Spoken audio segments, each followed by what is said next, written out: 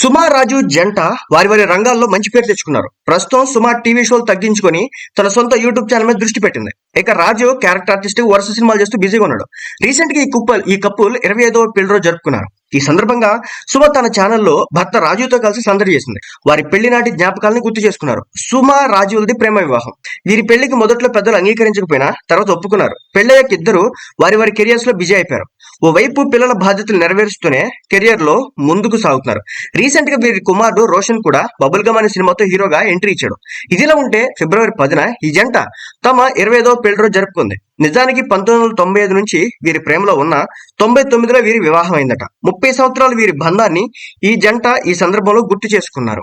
సుమా రాజు దంపతులు ముందుగా సుమ తల్లి నుంచి దీవెనలు అందుకొని తమ 25వ పెళ్లి రోజు వృద్ధాశ్రమంలో పెద్దల మధ్యలో వేడుకగా జరుపుకున్నారు.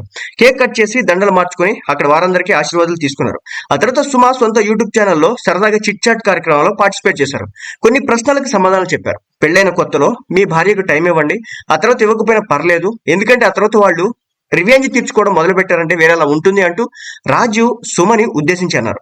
ఇంటికి వచ్చేస్తున్నానని చెబుతూ రాజు చాలాసార్లు అబద్ధాలు చెప్పి ఆలస్యంగా వచ్చేవాడని సుమ కంప్లైంట్ చేశారు. అందుకు రాజు సుమకి సారీ చెప్పాడు. రాజు మొదటిసారి సారీ చెప్పారంటూ సుమ మురిసిపోవడం జరిగింది.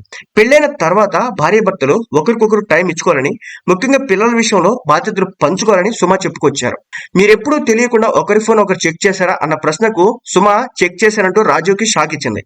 ఎప్పుడు చూసావు అంటూ రాజు అడగడం, అందుకు సుమ ఇది జరిగి 10 సంవత్సరాలైందని చెప్పడం. సో మొత్తానికి ఇది అందుకు రాజు జాగ్రత్త పడడంలో కింగ్ నేను, నీకు అర్థం కాని పేర్లతో సేవ్ చేశానని చెప్పేసి ఒక వీడియోని అయితే తీసుకొచ్చారో అది ఒక మంచి ఎంటర్టైనింగ్ అయితే ఉంది. సో ఏంటంటే ఈ రోజుల్లో వీళ్ళ లైఫ్ కి సంబంధించి రకరకాల వార్తలు అయితే సర్క్యులేట్ అయినాయి. విడాకులు తీసుకుంటున్నారని, గొడవలు జరుగుతున్నాయని, అదని ఇదని. ఏదేమైనప్పటికీ కూడా వాళ్ళ ప్రొఫెషన్స్ లో వాళ్ళు ఉంటూనే వ్యక్తిగత జీవితాలను కూడా చాలా జాగ్రత్తగా మలుచుకున్నటువంటి తీరును చూసిన తర్వాత ప్రతి ఒక్కరు కూడా వీళ్ళ దగ్గర నుంచి కొంత అయితే నేర్చుకోవచ్చు.